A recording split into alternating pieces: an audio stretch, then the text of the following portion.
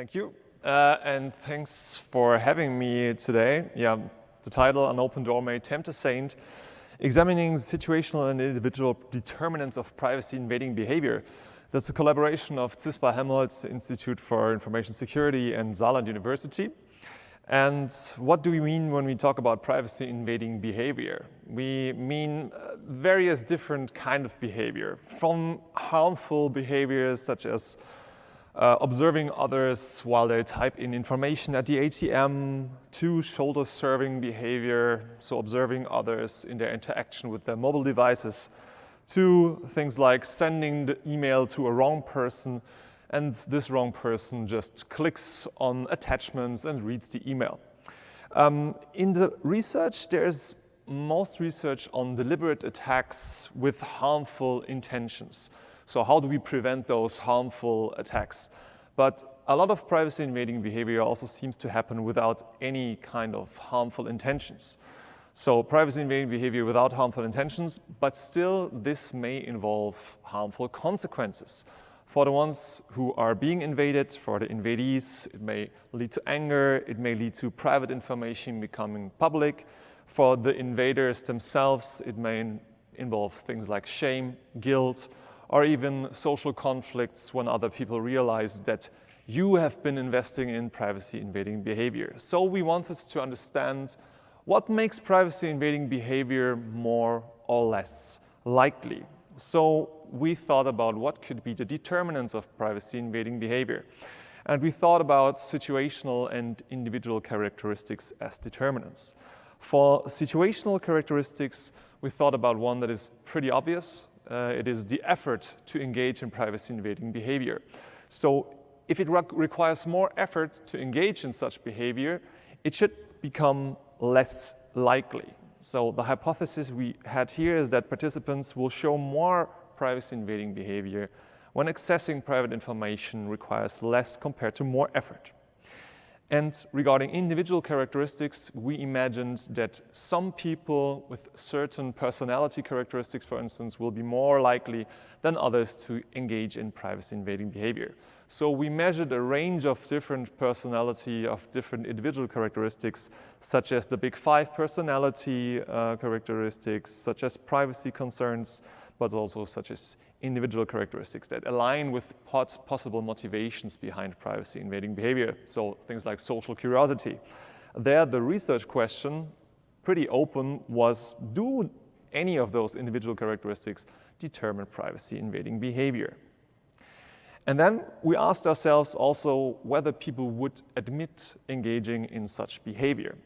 So admitting privacy-invading behavior can be a first important step to reveal data leaks. Because if nobody admits that they did engage in privacy-invading behavior, it might never become public that there may be unauthorized people having access to private behavior somewhere. So admitting this kind of behavior can be a good first step to reveal data leaks. So parallel to our accessing a variable, we also had an admitting variable, so participants will less likely admit privacy-invading behavior when accessing the private information required more effort, because more effort may also imply, oh, I engaged in some behavior that was probably not okay, I will not admit what I did here. And the research question that is also parallel would be, do individual characteristics affect the likelihood at which people admit their privacy-invading behavior if they did that? The study was designed in a 3-phase experiment. We had 95 student participants, mostly female and mostly relatively young.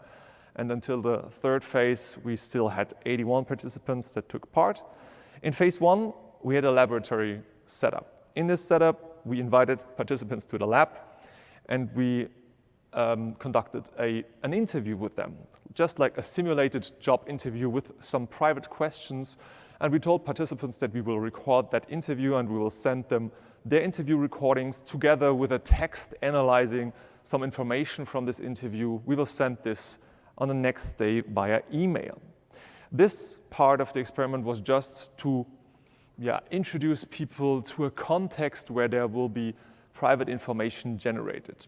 This was not really our interest. We just had this mock-up scenario where we introduced participants to. And in this phase, participants also responded to questionnaires assessing their individual characteristics.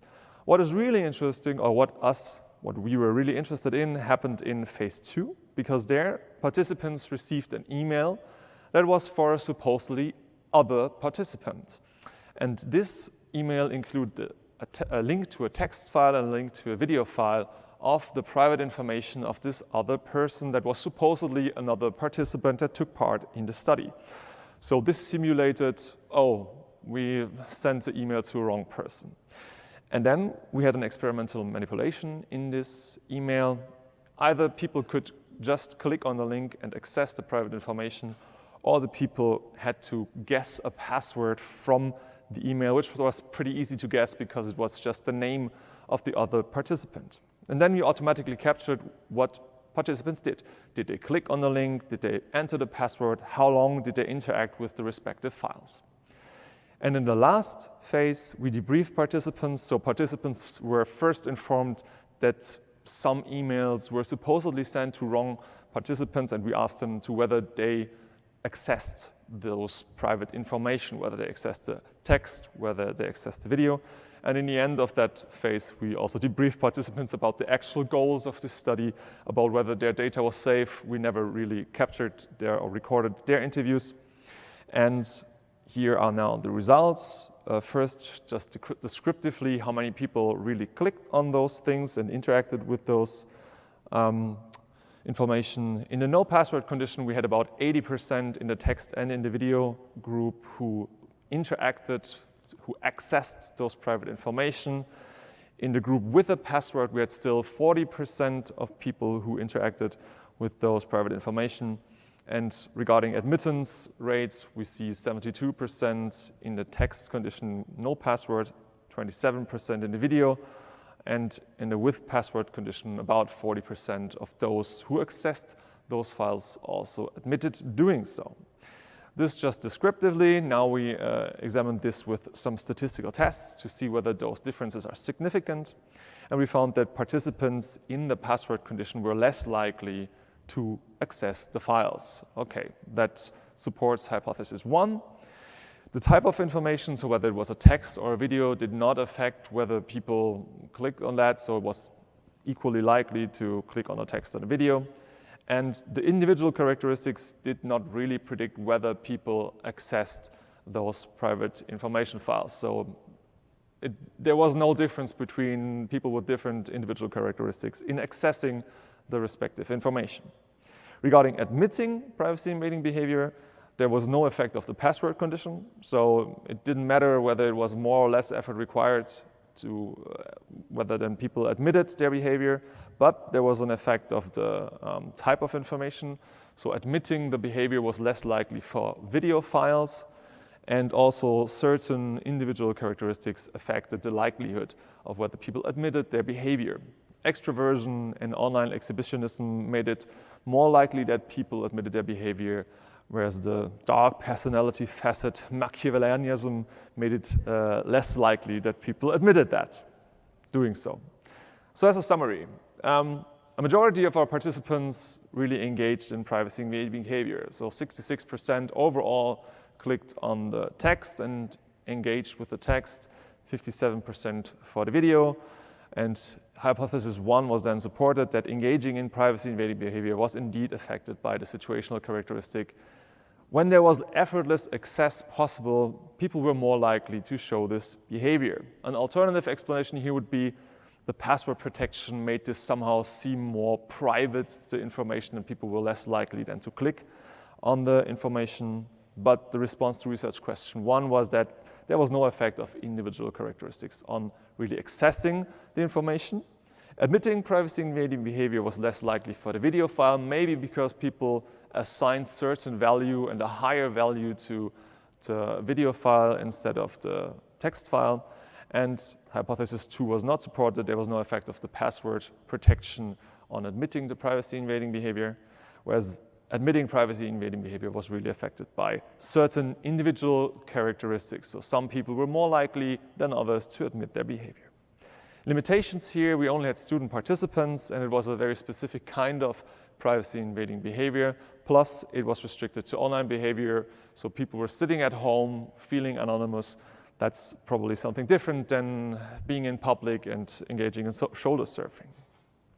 Implications that we see here is that many participants really engaged in privacy-invading behavior, even more when it required low effort, that few participants admitted engaging in privacy-invading behavior, and that then, if that's so, data privacy-related issues may be less likely detected if people do not report on such issues.